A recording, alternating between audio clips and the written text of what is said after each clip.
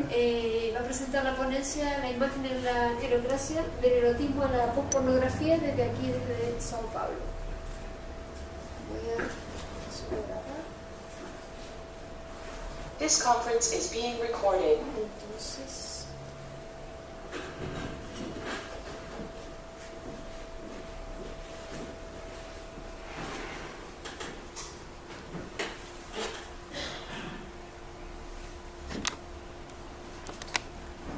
Hola, buenas tardes a todos.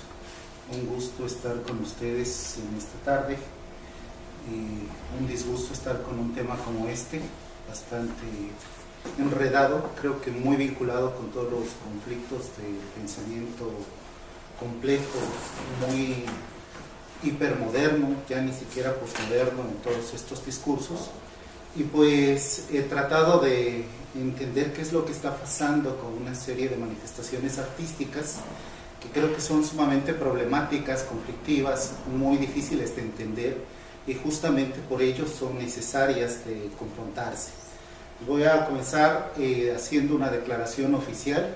Quiero declarar la muerte de la pornografía para estar acorde con la muerte de otras cosas, como la muerte de la filosofía, la muerte de la historia, la muerte del arte, una serie de muertes que hemos tenido que adjudicar en estos últimos años a una serie de formas de pensamiento. Entonces, primero quisiera partir de esto y quisiera ir argumentando el porqué. Quiero además con ello, me parece que vale la pena cuestionarnos que pues, uno de nuestros fantasmas y nuestros mayores temores en el mundo actual ha sido la existencia del neoliberalismo como una doctrina que tiene un poder a nivel internacional, a nivel global, y pues claro, uno se queda pensando en si hay algo peor a lo que es el neoliberalismo, y me encuentro con que sí hay algo peor, que es el neoconservadurismo, que posiblemente es lo que viene en adelante. Entonces comenzaré con esto, tratando de ir ubicando algunas cosas, tratando de ir ubicando además algunos artistas que son los que están conviviendo con nosotros en este momento. Quisiera además entender esto, ¿no? Esta visión que es muy conservadora, de hecho, respecto a la pornografía y su papel en la sociedad actual, que tiene que ver con todas estas censuras que se han dado, se han hecho y se siguen haciendo respecto a esta visión de una tendencia anormal, respecto a esta visión de inhibir el deseo, que crea adicción, que es una adicción a veces mucho peor que la droga, que distorsiona las relaciones sexuales, que desvaloriza a la mujer, una serie de discursos que han estado vinculados con esta noción de la pornografía. Primero, claro, creo que es importante ir ubicando qué es esto de la pornografía, porque finalmente para decir que la pornografía ha muerto, primero tenemos que definir qué es, ¿no? Entonces, en medio de eso partiría de esta idea de que la pornografía es un gran negocio, pero que tiene una visión previa, muy anterior, que posiblemente se da en inicios. ¿Me ayudas con el video de Sprint? Digo, esta cosa es bastante compleja, decía, y creo que voy a complejizarla más. Voy a poner algunos de los artistas que están trabajando con el discurso de lo post-Annie Sprint. Sí. Esta es una artista que es una de las que comienza con el discurso de lo pospornográfico, haciendo una obra que se llamó Show Postmodernista Postporno, en el cual ella abre sus piernas, introduce un dilatador, de estos que utilizan los médicos, le da al público una linterna para que puedan atisbar su cuello uterino. Entonces, como verán, es uno de los puntos de partida de todo este discurso. Pues, Annie Sprint, la fundadora del post-porno. Ahora, en medio de esto, yo creo que vale también ubicar, decía, que es el porno. El porno es un gran negocio que tiene antecedentes históricos, pero muy, muy antiguos. En un primer momento se hablaba de lo pornográfico y de la pornografía como tal, en relación a la prostitución que se ejercía y a la historia y a la narrativa sobre esta prostitución desde Grecia en la época antigua. Para mediados, para la Edad Media, se vuelve a retomar el tema y se habla de una pornocracia que tiene que ver con un momento en que ciertas mujeres toman el poder a nivel social y político, tienen un papel importantísimo en un control con el Papa Sergio III. Entonces, pues ahí comienza un momento sumamente conflictivo de lo post-porno, pues de la idea del dominio de la pornocracia. Posteriormente se ha vuelto a hablar de esta pornografía dominando las sociedades contemporáneas. En la sociedad actual nos confrontamos con este conflicto cuando desde los años 70 que se hace un desarrollo a nivel tecnológico, comienza a desarrollarse también con estas nuevas tecnologías una difusión impactante de material pornográfico que básicamente tiene que ver con material sexual explícito o no. En muchos casos no es explícito, pero se lo asocia con la pornografía y que ha sido como su límite mayor, ¿no? Es decir, el problema de lo pornográfico ha estado relacionado con estos límites de centrarlo en la exhibición de lo sexual, de lo que tiene que ver con una sexualidad explícita. Ahora, este problema también tiene que ver con un conflicto económico sumamente fuerte, porque para los años 80 se desarrolla un mercado pornográfico que alcanza niveles impresionantes. Es cuando las actrices pornos, los productores pornos tienen ingresos enormes, pero enormes, estoy hablando de cantidades como 400 millones de dólares mensuales, más o menos. Entonces llegan a ser como la industria más importante a nivel internacional. En un momento determinado llegan a tener el foco de producción económico mucho más alto que cualquier otro tipo de producción de cualquier tipo de productos. Entonces, claro, hay una situación sumamente compleja con esta noción del porno. Y esta industria que se desarrolla, que crece de una manera desmesurada, se ve confrontada a un problema. Internet desarrolla una serie de sitios conocidos como los tubes, que son estos sitios que son canales que conducen a otros sitios y que lo que hacen es apoderarse del material de otros lugares y de otros sitios de Internet. Y entonces estos sitios, especialmente Pornhub, que es uno de los primeros que se desarrolla, comienza a poner en crisis la producción de pornografía a nivel internacional, porque se apropian de un material que no les pertenece, que no lo producen, y dan a la posibilidad a sus usuarios de llegar a todo este material, democratizando de alguna manera el conflicto de la pornografía, ¿no? Ahora, este juego de democratizar la pornografía ha influenciado, por supuesto, y ha relacionado al arte con todo esto. Vamos a ver una obra de Ron Atey, que es un artista norteamericano que trabaja muchísimo, ¿no? Ahí es el B101, allá. Y entonces una de las situaciones que sucede con esto es que los artistas están vinculados fuertemente con el discurso de la exhibición sexual. En las obras artísticas también comienza a manejarse el cuerpo, se comienza a manejar la exhibición de sexo, la exhibición de una serie de comportamientos sexuales, además que no son aparentemente comunes y que estaban anteriormente muy ocultos. Pues la pornocracia que se desarrolla en el mundo pornográfico tiene un poder enorme, decía, a nivel histórico y a nivel social. Económicamente se comienza a desarrollar y a producir grandes cantidades, y esto es aprovechado por estos sitios que de alguna manera comienzan también a boicotear y a robar el material que no producían, y entonces con esta situación ponen en crisis a los que sí producían material pornográfico. Sitios como Xvideos, por ejemplo, tiene más de 10.7 millones de videos en su sitio, totalmente gratuitos. Hay como una democratización, cualquiera puede entrar a ver esto, pero además suceden muchas cosas en este material que se produce, ¿no? Una de ellas, una de las mayores y más problemáticas posiblemente, es que está abierto de forma indiscriminada. Cualquiera puede decir, sí, tengo 18 años, y ver cualquier tipo de material que hay ahí, Y por otro lado hay una serie de cambios porque las cosas que se muestran en este material son cosas que están influenciando socialmente. Es decir, de alguna manera han ampliado y han transformado los comportamientos sexuales de las sociedades en el mundo contemporáneo.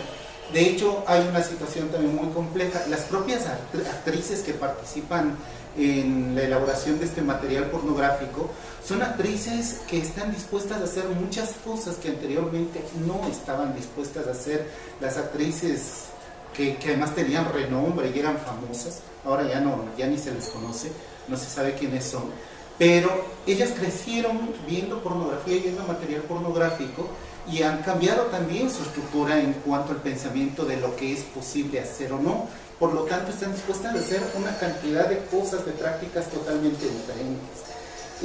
Ha cambiado, por supuesto, el comportamiento sexual a nivel social, y esto además crea un problema también porque en medio de ello la tecnología ha permitido que las personas en su intimidad, en su privacidad, puedan también producir material pornográfico, subirlo a la red. Los sitios amateurs están invadiendo la red en este momento, por lo tanto esto también afecta a la industria pornográfica, que ha caído en cerca del 90% de lo que se estaba produciendo en los años 80 y 90. ¿Puedo pedir un segundo? Me dicen que no se escucha bien. ¿Puedes apagar el micrófono y volver a encenderlo para...? Y el volumen del video que esté bien bajo para que no se distorsione. Sí. Si le puedes quitar ese y vamos con el siguiente, no hay problema. Pregunta si ahí se escucha bien. A ver si se escucha bien.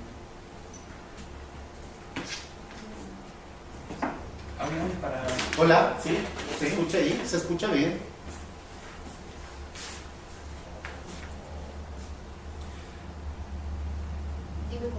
Ahí está. Ahí dicen que estamos bastante mejor. Sí, ok. Vamos con la fulminante, que está aquí. Está Nadia Granados, la primero.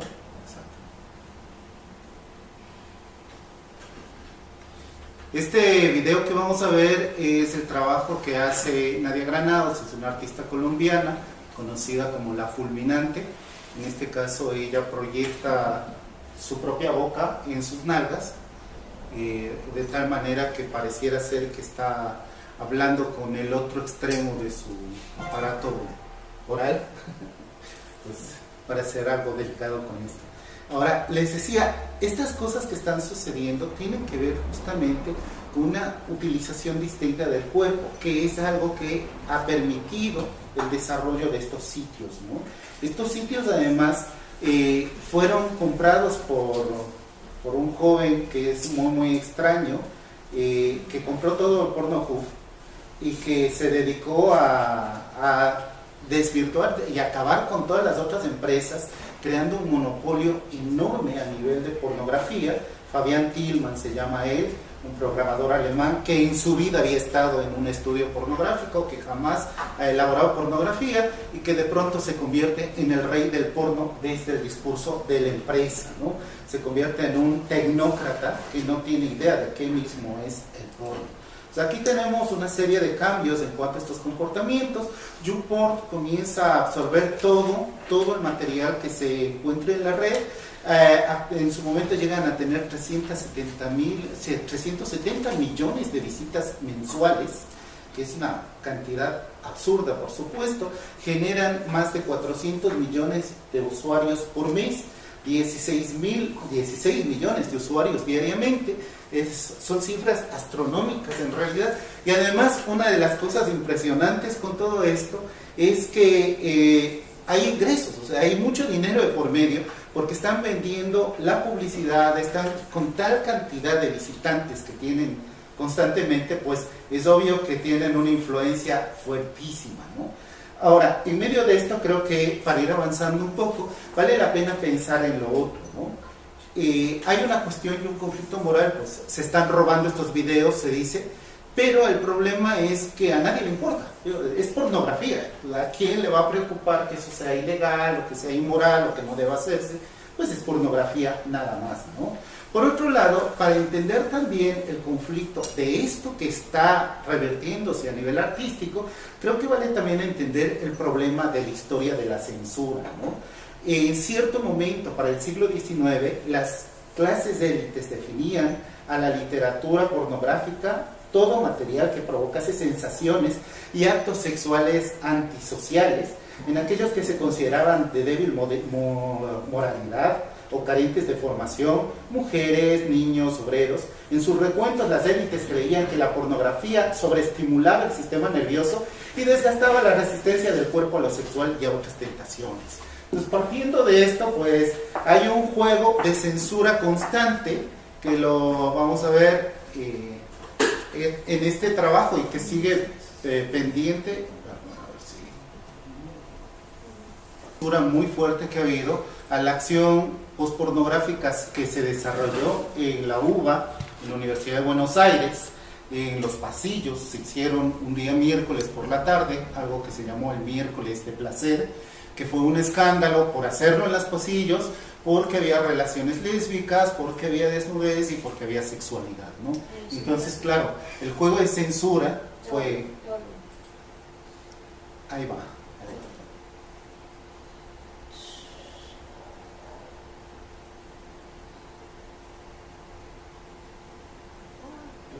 Siempre la tecnología. Deberíamos irnos a Ahí está. definitivamente. Porno. Creo que tiene mayor tecnología que cualquiera, por supuesto. Entonces, fue un juego de censura muy fuerte. Y digo, son programas en los cuales nos confronta además a una imagen que es sumamente conflictiva, y es justamente hacia donde va mi propuesta. Estoy avanzando también muy rápido en medida del tiempo que tenemos.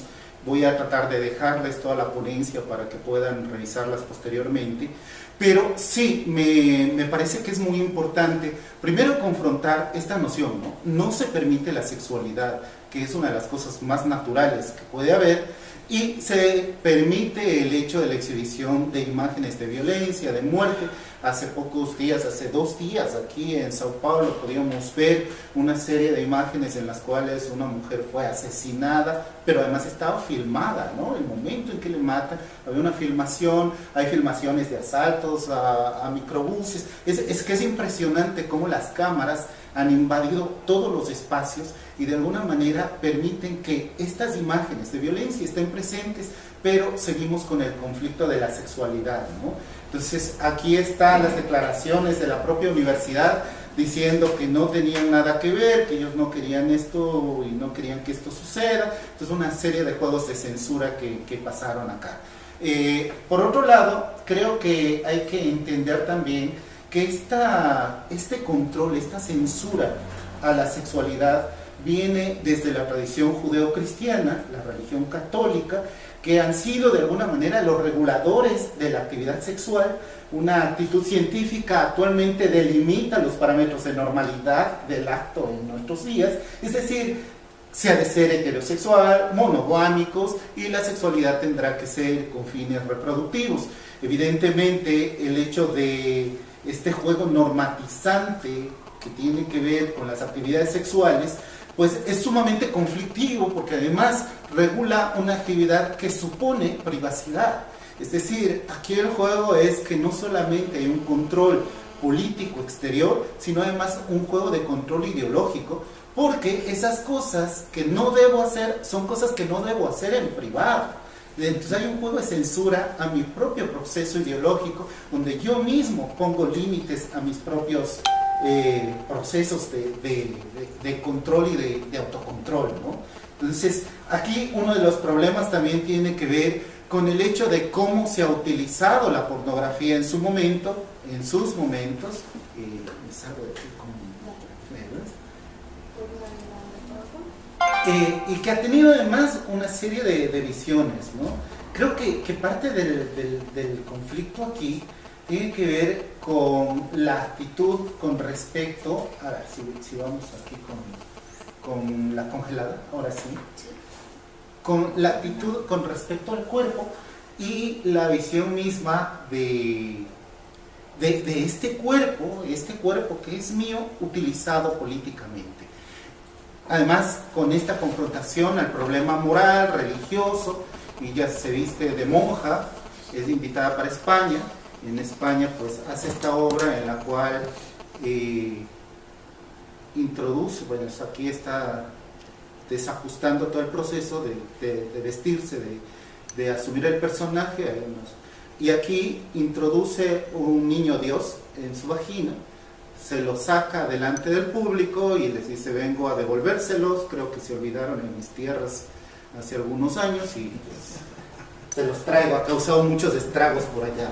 Entonces también hay una actitud política en el manejar el cuerpo, ¿no? Obviamente esto ha creado una serie de rechazos. Las posfeministas, las feministas incluso, han tenido una serie de conflictos con esta visión del uso de la corporeidad, del uso del cuerpo, entre el cuerpo nos pertenece y somos libres, pero también una censura a que el cuerpo femenino sea utilizado como objeto sexual dentro de los espacios pornográficos y pospornográficos, ha sido una serie de los problemas. Ahora, el otro conflicto tiene que ver con la normatividad de lo que está aceptado o no, y en medio de ello, pues la aparición de una serie de sexualidades periféricas que no son las tradicionales heterosexuales monógamas, y que comienzan a darse en relaciones de clases de personas de diferentes edades, de diferentes razas, y además otro tipo de prácticas que están asociadas incluso con la tendencia queer, con el sadomasoquismo, y todas estas cosas han cambiado también los comportamientos sociales y las actitudes sociales, que de alguna manera plantean que hay una cierta discriminación que termina siendo un estigma. No sé si podemos ver un par de imágenes ahí. Pensaba, por ejemplo, en Jeff Koons haciendo una de sus obras más conflictivas en la presentación. En la presentación está.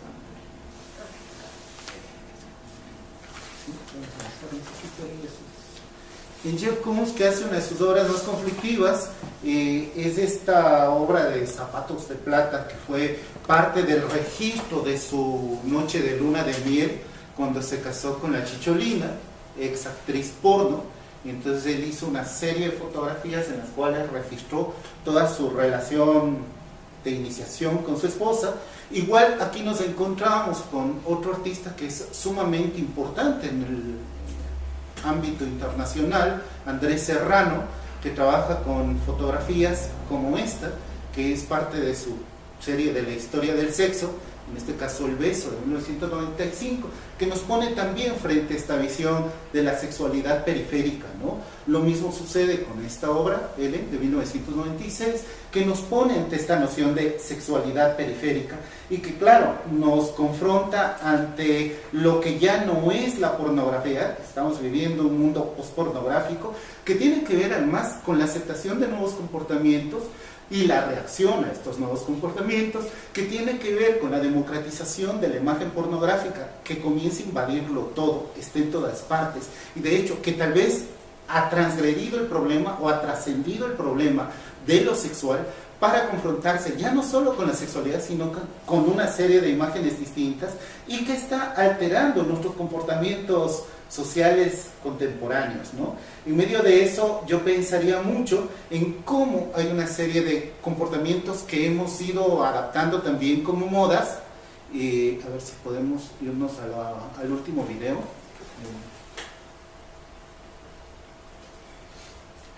Vamos a revisar uno de los últimos videos, que es este trabajo, pues, es un comentario de Regina José Galindo, esta artista guatemalteca, que entre sus obras hace algo que es bastante extraño.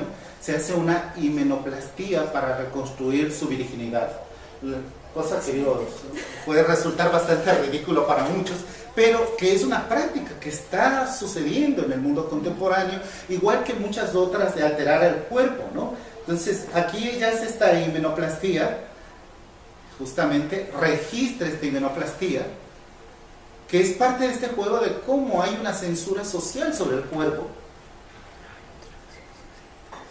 una forma de control a nivel social. Lo que antes era vida personal, ahora por supuesto está en internet, está en cualquier parte, se impone como un mecanismo de moda. Esto ha creado una serie de estéticas también, una serie de estéticas de higiene, por ejemplo, como la depilación estética genital o corporal, los tatuajes, los piercings, las reconstrucciones, las alteraciones, los agrandamientos de seno y otra serie de prácticas que nos están invadiendo totalmente, ¿no? Disculpa, ¿sabes qué? Antes de los comentarios finales, me llama mucho la atención el tipo de lenguaje que utilizan. Es como, y la última frase fue, nos están invadiendo. Las personas las mujeres que se colocan tetas no son invadidas.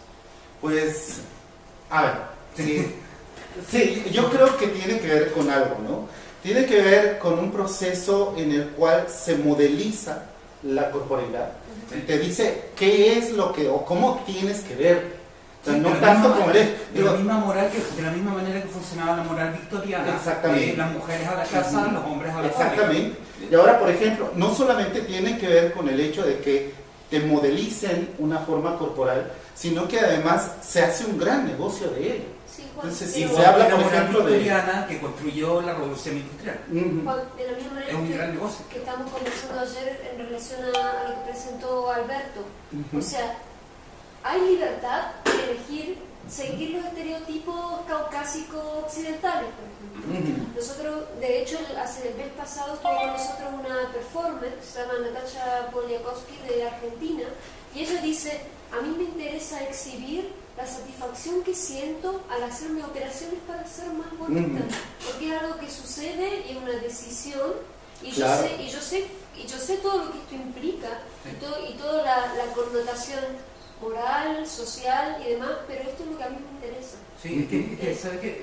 ¿Por qué te lo señalo ahora? Después podemos seguir conversando. Sí, claro. Me interesa mucho llegar al punto final de tu ponencia, pero hay en el lenguaje que utiliza, me parece que hay una relación muy evidente entre moral y economía. Sí, claro. Es como es el tratamiento del cuerpo, la modificación del cuerpo o el uso sexual del cuerpo tiene una condena moral y directamente relacionada a una condena económica del uso del cuerpo. Para mí está señalando un punto que creo que tenemos que discutir. Claro, por supuesto. Sí. Yo pensaría también en lo otro, ¿no? A pesar de haber una censura moral Sí. sobre el uso del cuerpo, también se hace un negocio con ello, que es tal vez la parte contraria, ¿no? Digo, las tetas son algo que están en el mercado y que van a la alza. Digo, hay una inversión. Entonces, claro, es un gran negocio en ese sentido, ¿no? Igual que tener la nariz, digo, no solamente un valor a la alza. Pues, pensaba en lo otro también, ¿no? Que creo que es, tal vez para ir cerrando un poco esto, el problema mismo de lo erótico que nos pone como en tres niveles. O sea, es decir, a mí me parece que es muy importante que tratemos de confrontar esto con la noción de Bataille, por un lado, que es nuestra actitud a nivel reproductivo y sexual, que fundamentalmente se ha centrado en el conflicto de lo erótico que nos vincula con lo primario, con lo animal. Entonces, esta parte que siempre estamos tratando de controlar, la desnudez, la exposición, el no ser vistos, el cubrir ciertas zonas de nuestro cuerpo, ahí también hay un proceso de control social, por supuesto. Está lo otro, ¿no? Esta parte humana, que es la razón censurando, normando, normatizando, culturizando todo este proceso. Y está también lo otro, lo que plantea de alguna manera en la actividad erótica Bataille, que es este punto del encuentro erótico que te lleva a un espacio casi divino, ¿no? Entonces es el punto además donde se encuentran todas estas, se vinculan todas estas, y claro, el problema aquí es cómo podemos tener una sexualidad humana regulada por grupos de poder. Digo, el problema tal vez aquí es el hecho de cómo en esta práctica de la sexualidad y de la exhibición sexual hay un juego de poder religioso, económico, político, normatizando nuestros propios comportamientos a pesar de ser individuales. Igual esta normatividad viene relacionada con la censura que se da a nivel de, pues la censura que se da a nivel religioso, a nivel moral.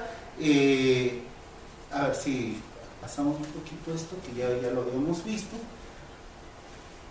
A nivel religioso y a nivel moral se plantea la posibilidad de una nueva ética alejada de todas estas servidumbres de la moral cristiana, donde lo moral es tanto como lo que la institución demanda, y cualquiera que ésta sea, pues hace que el sujeto tenga que ubicarse y ponerse frente a ella. La posibilidad igual de romper de alguna manera esta noción de un juego de morbo, que es el otro problema, ¿no? Es decir, mi propia actitud ante eso que me llama la atención, que me seduce, que me hace buscarlo, y la respuesta que es una respuesta social de poner límites, de autocontrol, de regular eso que está sucediendo, en donde de alguna manera siguen insistiéndose estos dos niveles de control, ¿no? La perversión termina siendo parte de este juego de control. El sistema social de alguna manera controla todo aquello que supone está fuera de su orden. El problema aquí básicamente es cómo hay un juego de orden y de control, y que también implica que al abrirse todas estas nuevas formas de sexualidad y de exhibición sexual, comienza a ponernos en un conflicto enorme. Viene una nueva forma de censura, lo estamos viendo, y hoy yo estaba mucho pensando en este juego de los sintomatólogos del antropoceno, que comienzan a desarrollar estas nuevas visiones sobre lo que sucede a nivel social global. Además, se habla del trumpoceno, y este juego además de poner muros, del surgir o resurgir de movimientos como el Ku Klux Klan, los neonazis, ultraconservadores, esta pretensión de control de todos los espacios migratorios, del movimiento de grupos sociales, es procesos neoconservadores que finalmente empiezan a tratar de entender que esto se les ha ido de las manos y que hay que generar nuevos mecanismos de control. En medio de eso pensaba en esta frase que se recupera por parte de ciertos grupos neoconservadores que hablan de estos necios, ¿no? Que se volvieron necios por estar tan abiertos, tan fuera del lugar de Dios, que se entregan a estas pasiones vergonzosas. Las mujeres mudan el uso natural en contra de la naturaleza, pues comienzan a sentir placer y no necesariamente están vinculadas a sus deseos. Y entonces, claro, aquí hay un uso que se supone o presupone un uso natural del cuerpo, del cual nos estamos saliendo aparentemente, y que tendría que ver con todo esto. En medio de ello está también el problema de lo utópico, de lo erótico, que se articula justamente en esto que se plantea desde Foucault, esta actividad sexual que se practique de una manera libre, que no permita al hombre, que permita al hombre conquistar una plenitud, esta idea de que la sociedad humana necesita una satisfacción erótica para alcanzar un estadio superior, y de alguna manera con ello naturalizar la sexualidad y entenderla en otros niveles. Pues hasta ahí creo que tenemos un montón de cosas para Sí, discutir. hay muchísimas cosas para conversar. Mucho para discutir. Mucho. Sí, mucho. Entonces, ¿puedo comenzar yo? ¿Puedo pedir el privilegio de comenzar yo? No. Vas a ejercer censura. ¿Cómo quieres?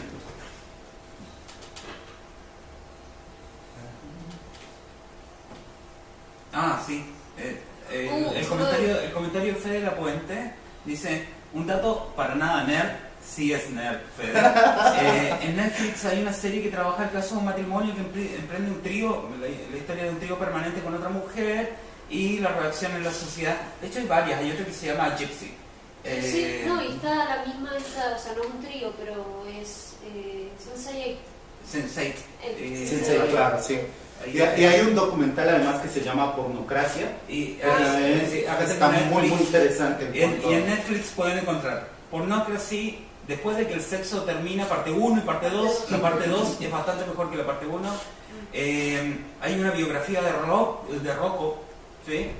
Uno de los más grandes actores pornográficos y directores y hay varias series sobre pornografía en Netflix, por lo que es un tema que ya se está discutiendo a diferentes niveles. De hecho, una de las cosas que nosotros cuando conversábamos sobre After Porn Ends es que la primera película sobre después de que el porno termina es muy moralista, y la mayor parte de las actrices porno que son entrevistadas son en el estilo romántico alemán, la figura romántica alemana de la prostituta regenerada. Sí, se escucha muy mal, vas a tener que venir acá a hablar. Han sido utilizadas. Claro, utilizadas y recuperadas. No sé.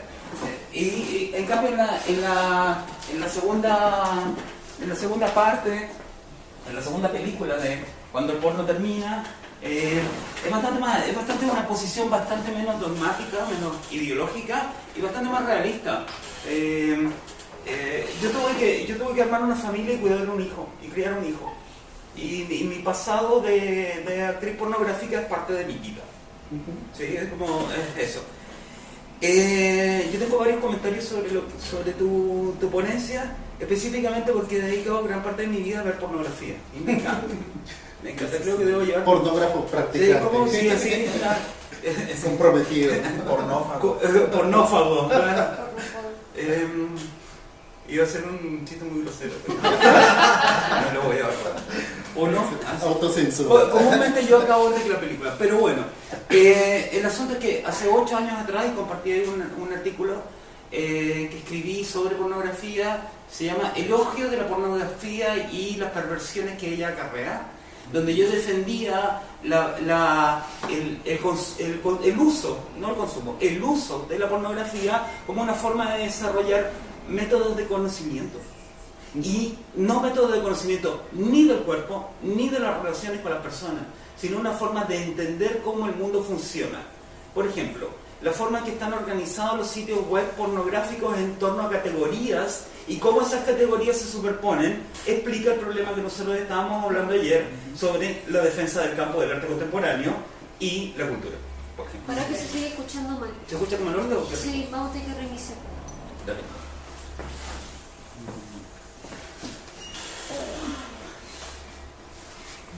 Sí, hay un problema con la conexión. Vamos a una reunión, entra de nuevo. Y voy a apagar las otras computadoras.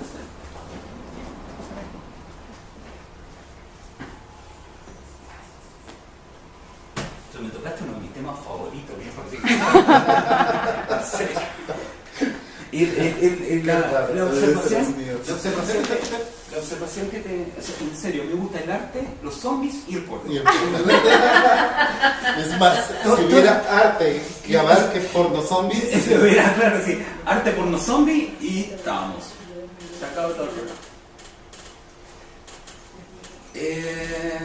Te causa placer y... ¿cómo decías ayer?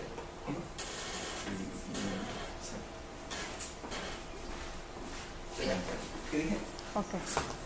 Bueno, el asunto... ¿Te gustaría porno zombies? Sí, yo o sea, hay solo... Si combinas claro, sí, estás gustoso. Para continuar lo que decía, para mí hay solo 3 temas interesantes en el mundo: el arte contemporáneo, la pornografía y los zombies. En el momento que inventemos pornografía zombie contemporánea, estamos. Hay pornografía zombie en cualquier caso. El asunto es que siguiendo la línea de argumentación de tu ponencia, hay una cuestión en que se relaciona directamente la economía del sexo con la moral. Y esto es un descubrimiento que no lo hicimos nosotros. De hecho, Nietzsche dice: cuando ustedes traten de buscar la base moral de todas las cosas, la van a encontrar en la economía. ¿Sí? Cuando la moral victoriana instala la figura de la mujer madre en la casa y el hombre trabajador proveedor de la familia, y de ahí se instala la idea de la unidad de la familia como la unidad básica de la sociedad, que es un invento bastante nuevo. Bueno, lo trata también Engels en el papel del trabajo, en el origen de la familia, el estado de la propiedad. Claro, ahí se establece una relación entre la economía del sexo y la economía de los afectos, ¿sí? Que es una cuestión bastante nueva. O sea, es que si tiene 300 años de historia es mucho. Entonces, ¿cuál es el problema y cuál es para mí el punto más interesante respecto a esto?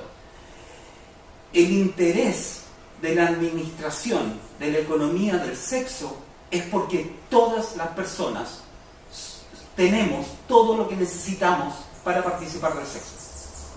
En el sexo sin moral no hay capitalismo y no hay administración ni de los afectos, ni de la demanda, ni de la oferta. Ese es para mí el problema de base que está debajo de la pornografía. Entonces cuando te lo señalaba hace un rato atrás, cuando nosotros hacemos cualquier otro tipo de vinculación con la economía o con la moral respecto a la pornografía, estamos estableciendo cualquier tipo de orden. No solamente los órdenes conservadores restrictivos, sino incluso el uso de la idea, por ejemplo, de poliamor, ¿sí? El uso de ideas de como liberación sexual, o tratar de entender la figura de Playboy y Hugh Hefner dentro de la economía del sexo relacionada con el surgiente neoliberalismo, ¿sí? de la economía del capital referido a los afectos y al sexo. Lo que nosotros estamos haciendo es lo contrario que tú propones. Y contrario a lo que yo entiendo que es la lectura que tú haces de Foucault. La única forma de que no haya un orden restrictivo, conservador, con respecto al sexo, es que no haya orden. ¿Sí? Para mí es un tipo bastante denostado por su relación con su hijastra, pero para mí la persona que más sabe de sexo en el mundo es Woody Allen. ¿Sí? Y Woody Allen dice dos cosas que a mí me parecen muy interesantes. El único sexo bueno es el sucio. Si no es sucio, no es sexo. ¿Sí? Y la segunda es, ¿sí? Si eres bisexual, aumenta un 50% de la posibilidad de tener una cita el fin de semana. Seguramente. Muy probablemente. Conozco el caso. Entonces, ¿cuál es el punto? Y que es el punto de la mayor crítica que yo hago al ejemplo de Regina José Galindo, al ejemplo de la congelada de uva, es que ellas no son artistas. Ellas son escandalizadoras de abuelitas. En serio, ellos trabajan en el mismo código que pretenden romper, pero no lo van a romper. Es la conversación que teníamos con Fede de la Puente recién. El que busca acciones reaccionarias refuerza la norma, no la destruye. Entonces, cualquier relación que nosotros tengamos con un orden del sexo genera órdenes contrarios a la libertad. ¿Cuál es nuestro problema? Es que nosotros queremos a la vez libertad y seguridad. Y eso es imposible. O vamos a tener sexo o vamos a estar seguros. Elijan. De nada. No lo sé decir. No, pensé que iba a ser. Ah, sí, no, si quieres yo lo... Iba a- Sí, me quedo pensando en varias cosas, ¿no? Y... Sí. Hasta a ver si me escuchas.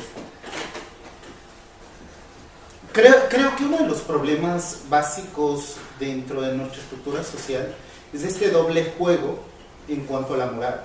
El problema tiene que ver con este doble juego que socialmente se plantea, ¿no? Es decir, se censura lo moral, se prohíbe una serie de actividades, se pone orden a nivel social y al mismo tiempo, como es un buen negocio, como esa propia censura desarrolla necesidades, curiosidades, morbo, interés, al mismo tiempo se invierte en ello y se permite que sea un gran negocio. Entonces, el propio sistema social tiene una doble moral respecto a esto, por lo que se hace mucho más difícil manejarlo, ¿no?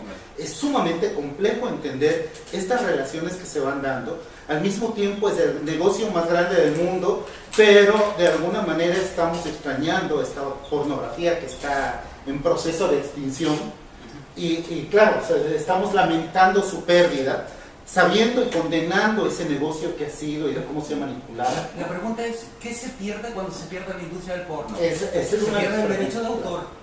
Claro, pero no solo eso, se pierde también el nivel de calidad que se estaba teniendo. se pierde también el hecho de la búsqueda de nuevos productos, porque uno de los problemas con el porno ha sido justamente el que está sometido a un mercado que demanda cada vez más cosas. En el momento en que la pornografía entra en crisis económica, pues se va a perder toda la producción que se estaba dando. No sé qué suceda. Digo, yo pienso mucho en esta cosa de la producción individual que comienza a darse, ¿no? Hay gente que comienza a hacer porno en su casa, trata de hacerlo con más o menos calidad, lo vende muy barato de hecho, otra gente lo sube sin siquiera cobrar derechos, ni dinero, ni nada, que es algo que está pasando, ¿no? Tengo solo un comentario con respecto a lo que tú dices. A mí me parece, después de ver el documental Pornocracy el otro día, y la suposición que hacen en el documental es que debido a que no hay ingresos por la venta o utilización de pornografía, en realidad la empresa que administra Pornhub y todos los grandes sitios, todos los sitios que tienen mayor cantidad de visitas, en realidad es una empresa de lavado de dinero. Y que el negocio se transformó en un negocio de lavado de dinero, o sea, de administración de dinero a través de Big Data. O sea, de trasladar cantidades de usuarios, cantidad de información, claro. Y que el negocio es un negocio de lavado de dinero y no un negocio de pornografía. Uno podría plantear, siguiendo tu argumentación, que la única forma de salvar el mercado de la pornografía es destruir el mercado de la pornografía. Es que en términos marxistas, sí, hacernos de los medios de producción. Sí, ya lo tenemos. Eso lo tenemos, podemos comenzar a tenemos los medios de producción de pornografía. Yo tengo muchas dudas, porque hay algo que me llama muchísimo la atención. Al principio comienzas analizando cómo era inicialmente la industria del porno, que generalmente tiene una impronta mucho más machista que lo que es el porno hoy día, porque está orientado a consumidores hombres particularmente. Después, a medida que vas avanzando tu análisis, vas hablando de estas nuevas introducciones de formas de la pornografía, de la postpornografía, de nuevos géneros. Después hablas de esas nuevas introducciones como una afectación al mercado tradicional, al mercado inicial, a la producción inicial de pornografía, que era machista. Después hablas de perversión, de cómo eso atenta a la plenitud y a lo que no es natural. Primero me parece un análisis muy católico. No. Terriblemente católico. Por otro lado, me llama mucho la atención que después podemos estar en desacuerdo, podemos conversar. Me parece el punto tan católico que defender la primera industria del porno y después de eso acapararla a lo que previamente era considerado lo sexual, me parece un problema muy grande. O sea, es una toma de posición muy riesgosa y creo que limita mucho otras cosas que vos de alguna manera dijiste, como las nuevas formas de sexualidad que muestra la postpornografía habilitan la naturalización, o sea, el integrar al orden natural cosas que en realidad existían, pero no eran visibles. Entonces, lo que me parece muy, muy problemático es eso, esa toma de posición que puede ser un poco conservadora de alguna manera, sin que no te permite entender la verdadera apertura que realiza la nueva forma de pornografía respecto de la sexualidad. Claro, que sería la pregunta, ¿cuáles serían las nuevas formas de sexualidad que el nuevo mercado de la pornografía permite? Puesto como pregunta, ¿sí? Sí, yo creo que habrá que mirar mucho el porno feminista, por ejemplo, claro, que es una de las cosas sumamente interesantes que se está desarrollando, que pretende de alguna manera superar esta noción de la actitud machista respecto al uso de lo femenino en las producciones pornográficas, ¿no?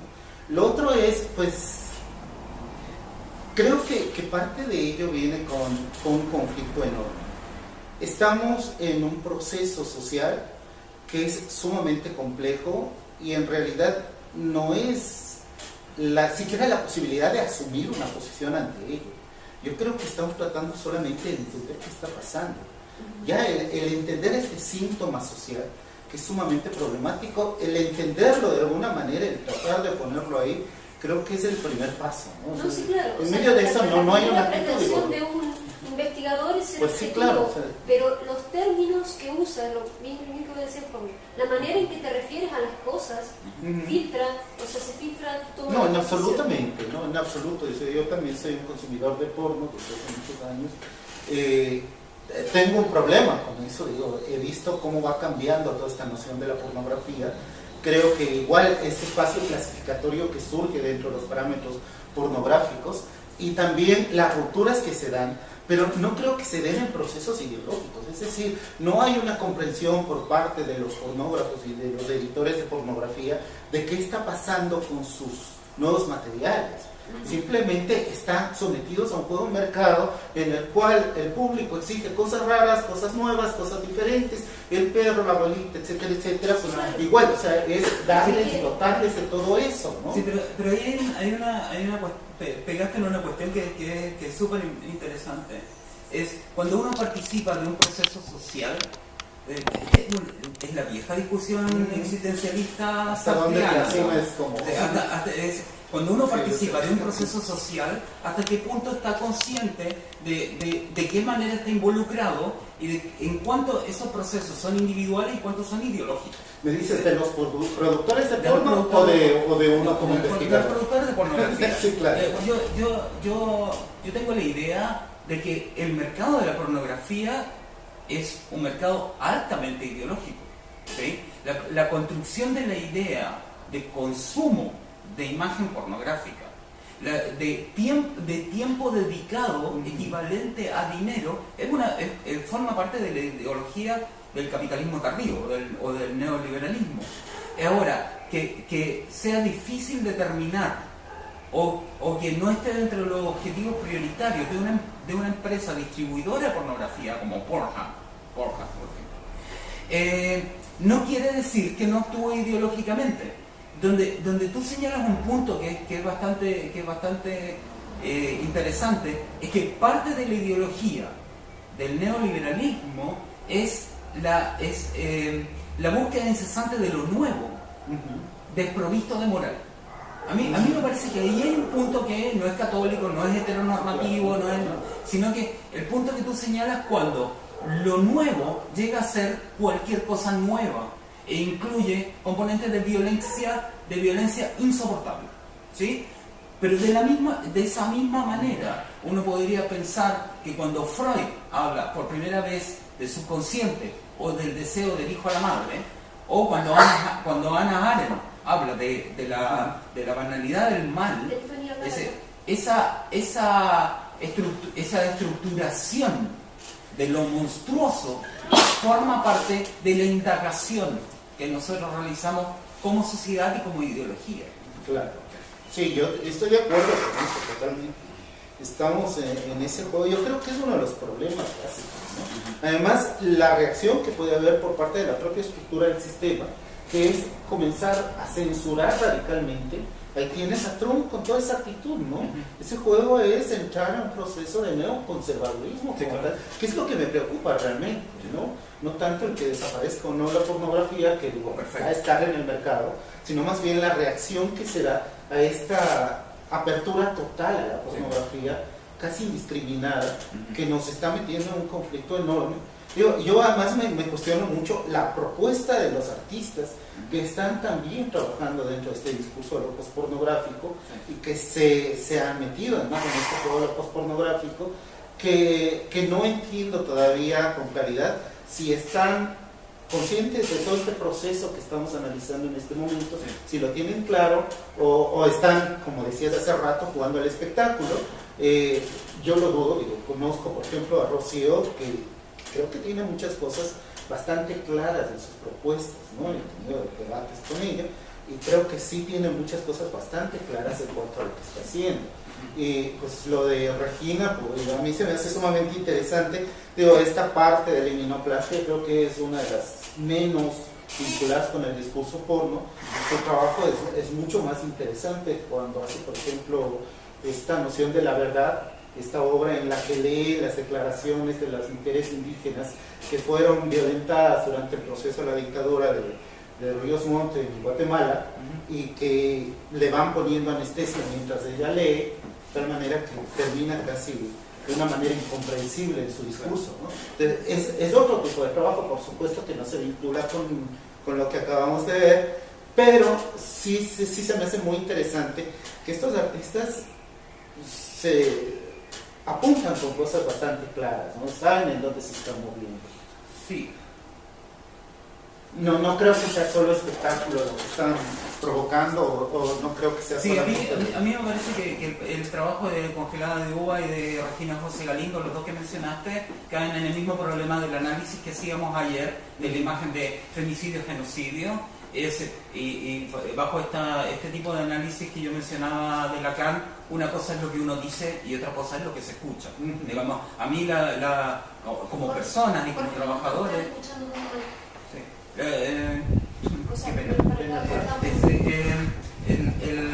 El trabajo de Regina José Galindo y el de la Congelada de Uva me parece interesante. El punto es que tienen contextos de lectura que escapan y donde hay consecuencias que no son capaces de manejar y de hecho no debieron manejar, ¿viste? Entonces para mí los puntos centrales de tu ponencia me parecen dignos de un largo, o sea, me parecen dignos de un seminario completo, digamos.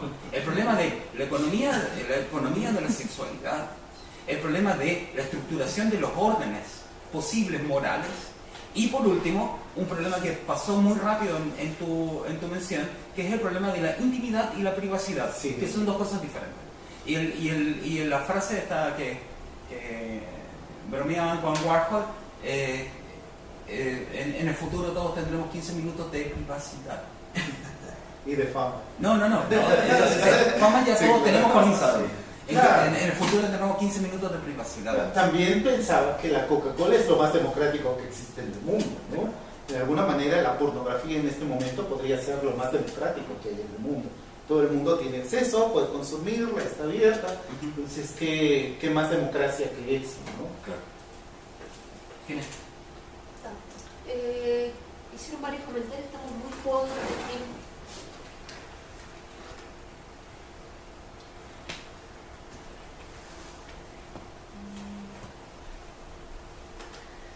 Dice, bueno, Calibian y la bruja, transición del feudalismo y capitalismo para pensar nociones de intimidad.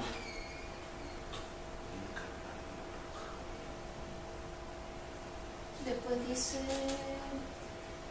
con todo lo prohibitivo pasa igual, consumo de drogas, genera nuevas normas y mercados, genera necesidades, otra vez gozo versus necesidad. Y después problema de sonido.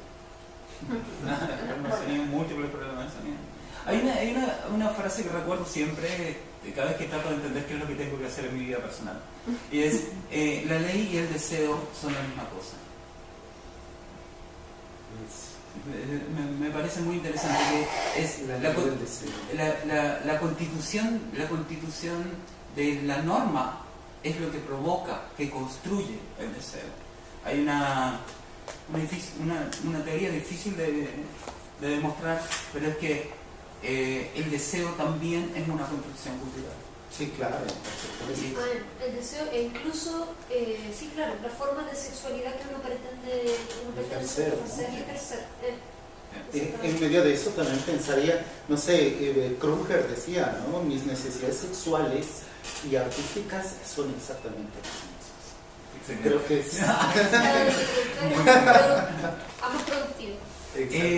Podemos hacer una pausa de 5 minutos, reiniciamos el modem para que pueda tener mejor sonido, avisa ahí por el chat y volvemos en 5 minutos con la última ponencia que tenemos.